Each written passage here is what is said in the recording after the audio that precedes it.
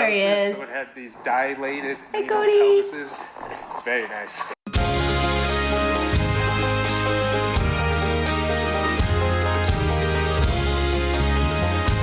It's January 11th today, and today is the day that I am putting in the CIDRS of my first of 2 groups. I'm going to do my first batch today, and then I'm going to do my the second half of this group, I think, on Tuesday. I was going to take you into the barn to do this, but I weaned a group of lambs this morning, so the mamas are loud. Louder than me, if that's even possible. What you kind of need for CIDRing, of course, you need the CIDRs. They come in a bag of 20. I have an applicator for my CIDRs that makes it a lot easier, and I put lube on the end. And these are ewe lambs, so very important to have the lube and an applicator. I also wear gloves because they do have a hormone on them. That's kind of how they work. They act like a birth control until you pull them out. So what a CIDR does is bring their breeding group together. They sync them, they make them so they all come into heat at the same time. This is a CIDR, so it kind of looks like an IUD.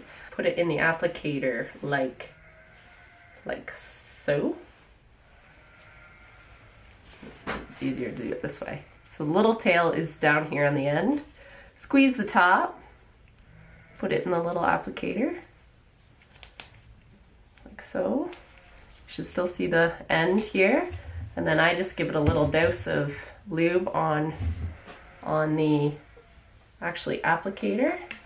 Some people use soap and water, and that actually is pretty good too. The lube I use is the stuff that I used to have was like an antibacterial one, but I ran out, so I just used my lube, normal lube. So that's how that is. You insert it and press, and it should go in there. The tail should stick out. Some people actually tuck this tail in so they can't pull it out. I will just leave them. For the most part, they've been pretty good at not pulling them out. That is a problem on some farms, is actually CIDR retention, making sure they don't get pulled out. You can also trim them because they come with a little nub. They have a little nub on the end,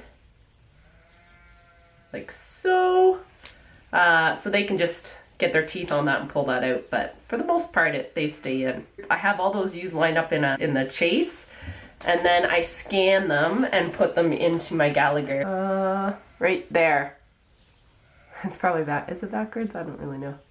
Anyway, it's CIDR Group 4A. This is my Group 4, but I'm doing it in A and B because I have to divide it in half because I only have so many rams. The ewes I'm doing today are replacement ewes, so they range from about, some of the group was born last February, and I think the latest ones were born in June, so there's a bit of a gap there. Part of my management is I make sure there's kind of 3 things. I like them to go through the fall. I like them to feel the change of the time of year, the different season. I like to breed them in January because then they've gone through that December 21st, the winter solstice. The second one is that they're almost to mature weight. So say their mature weight is about 130 to 150 pounds. I like to get them at least 100, 110 would be good. They just seem to do better. They do better as moms. They got a little more meat to them to start. And the third thing is just age. I like them to be at least 14 months when they lamb. So some of these, the ones that are June, they are only 7 months old.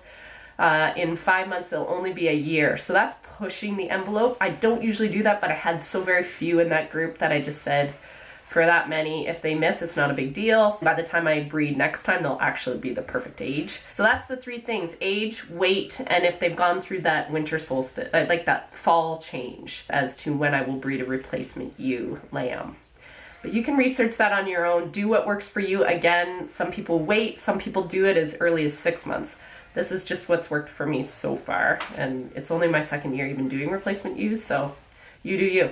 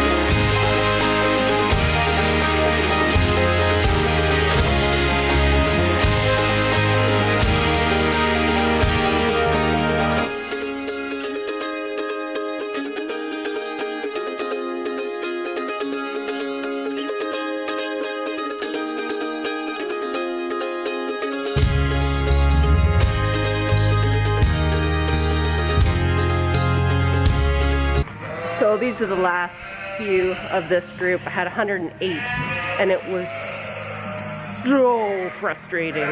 Ewe lambs, because they don't know what's going on, nothing's ever happened to them, they are just ornery. So, as an example,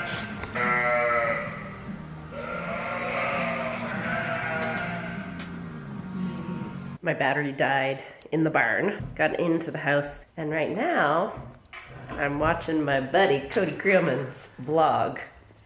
Mycoplasma again.